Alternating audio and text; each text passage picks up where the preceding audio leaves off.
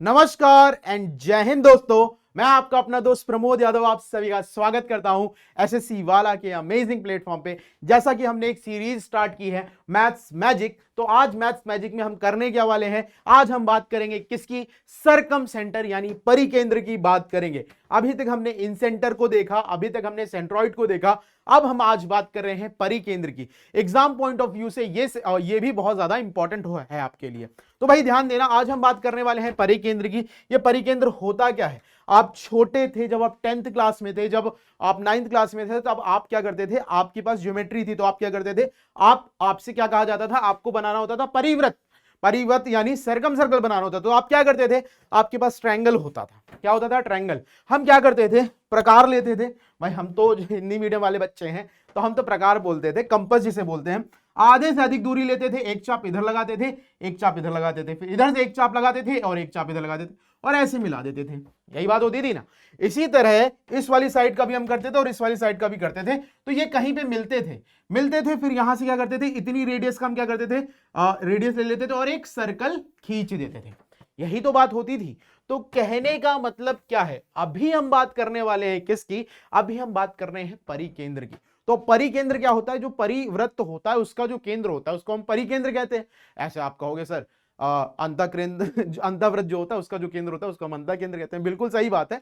But in general अगर हम बात करें तो हम यहां पे कर क्या रहे हैं, हम क्या कर रहे हैं, भुजाओं का लंबार्धक। क्या कर रहे हैं, भुजाओं के लंबार्धक कर रहे हैं। लंबार्धक मतलब क्या, हम क्या कर रहे हैं, इसका अर्धक कर रहे हैं, मतलब अर्धक कर रहे हैं और वो भी लंबार्धक, मतलब परपेंडिकुलर बोल सकते हैं, परपेंडिकुलर बाइसेक्टर बोल सकते हैं। क्या, the meeting point of all the perpendicular bisectors of the sides of a triangle is said to be सरकम centre.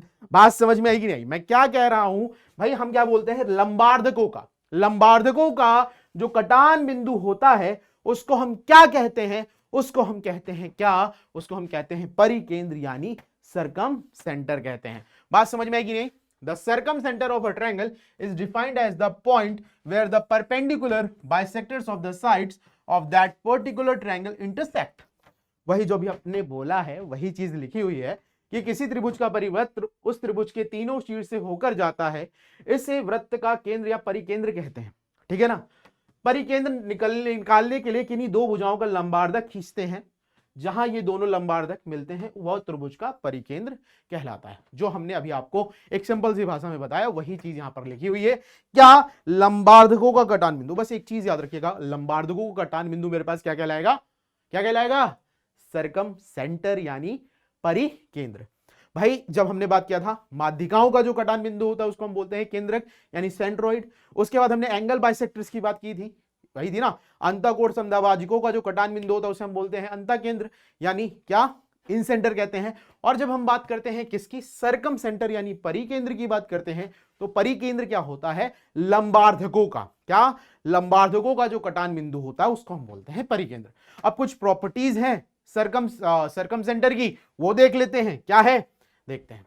तो सबसे पहली चीज तो हमने सर्कल की एक प्रॉपर्टी पढ़ी है। क्या भाई, केंद्र पे बना कोण परिधि पे बने कोण का क्या होता है, दो गुना होता है। वही चीज यहां पे है। भाई देखो सिंपल सी चीज है, ये मेरे पास ट्रायंगल है, ये मेरे पास क्या है, सरकम सेंटर है। तो बट ऑब्वियस सी बात है, अगर ये थीटा है, भाई केंद्र पे बना कोण परिधि पे बने कोण का दो गुना होता है। परिधि यानी क्या, सरकमफेरेंस। तो यहां पर कितना एंगल बन रहा है, थीटा बन रहा है। तो बट ऑब्वियस सी बात है, ये मेरे पास क्या है, सरकम सेंटर है यानी केंद्र है त्रिभुज, केंद्र है सर्कल का। तो भाई देखो सिंपल सी चीज है, ये क्या हो जाएगा, 2 टाइम्स हो जाएगा इसके। तो ये चीज आपकी सर्कल में भी पढ़ी जाती है। क्या, हम ये जानते हैं, क्या हम जानते हैं कि परिधि पे बना कोण, सरकम सेंटर सरकम फेरेंस में जो एंगल बनता है वो क्या होता है, जो सेंटर पे एंगल बनता है उसका क्या होता है, हाफ होता है। यही तो बोला है, परिधि पे बना कोण केंद्र पे बने कोण का क्या होता है, दो गुना होता है। बात समझ में आई कि नहीं, आई होप इतनी बात समझ में आई होगी।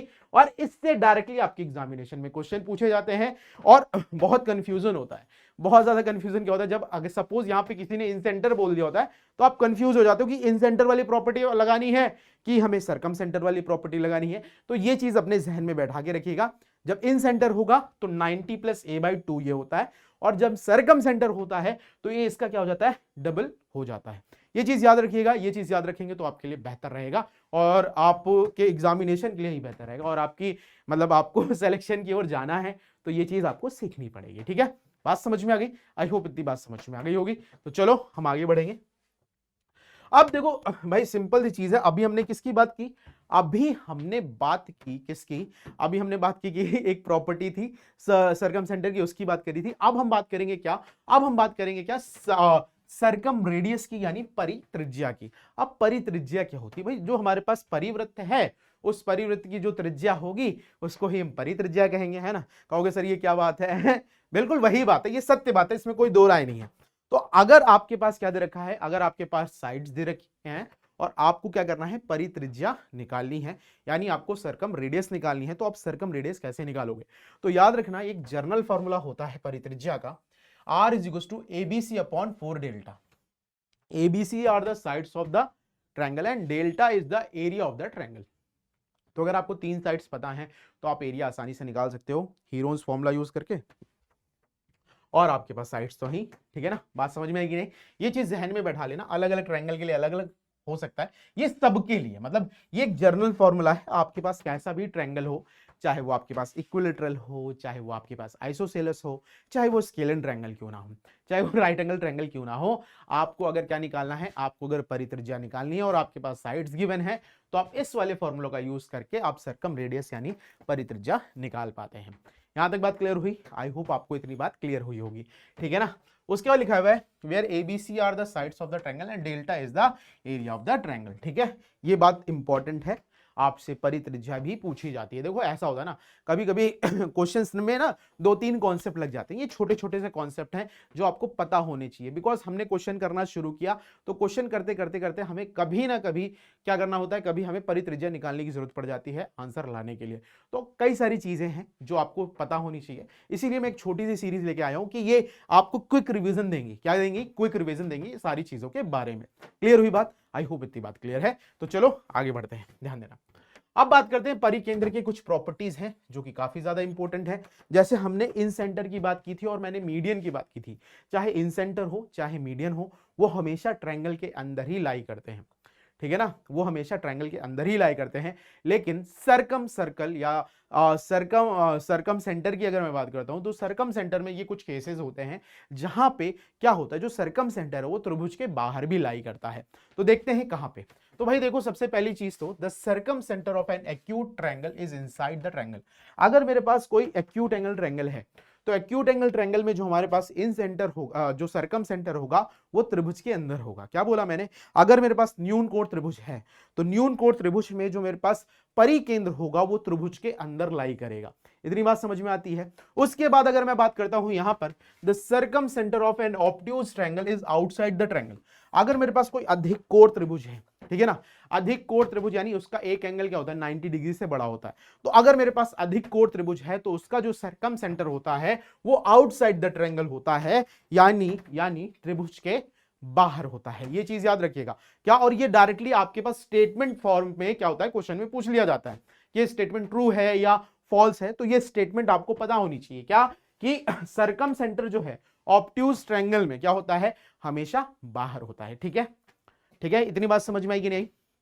उसके बाद the circumcentre of right angle triangle is on the hypotenuse, ठीक है ना। अब बात करते हैं राइट एंगल ट्रायंगल की। तो राइट एंगल ट्रायंगल में क्या होता है, राइट एंगल ट्रायंगल में जो मेरे पास सरकम सेंटर होता है वो कहां पर होता है, वो हाइपोटेन्यूज पे होता है, और वो भी हाइपोटेन्यूज के मिडिल में होता है। क्या? समकोण त्रिभुज का परिकेंद्र उसके कर्ण पर होता है, it is the middle of the hypotenuse, ये कर्ण का मध्य बिंदु होता है। मतलब अगर आपको क्या निकालनी है, सरकम रेडियस निकालनी है, किसकी? आपको सरकम रेडियस निकालनी है किसकी? राइट एंगल ट्रायंगल की। तो कुछ नहीं करना है, आपको हाइपोटेन्यूज का हाफ कर देना है, यानी कर्ण का आधा कर देना है। तो आप क्या कर सकते हो, आप तुरंत ही निकाल पाओगे क्या, परित्रिज्या किसकी? आप परित्रिज्या निकाल पाएंगे किसकी? राइट एंगल ट्रायंगल में जो हमारे पास सरकम सर्कल होगा उसकी। बात समझ में आई कि नहीं? तो ये काफी इंपॉर्टेंट प्रॉपर्टी है, ठीक है ना। तो this is all about the circumcentre, ये सरकम सेंटर के बारे में था, और ये काफी ज्यादा इंपॉर्टेंट। देखो ये क्विक रिवीजन सीरीज है जिसमें आपको क्विक रिवीजन कराया जा रहा है, बिकॉज आप ढूंढते रहोगे चीजें नहीं मिलेगी आपको। एग्जाम में जा रहे हो, एग्जाम में जाने से पहले 5 मिनट में ये वीडियो देख लिया, अब सारी प्रॉपर्टी अपने आप रिवाइज हो गई, ठीक है ना। तो I hope you enjoy the session. तब तक के लिए टाटा बाय बाय।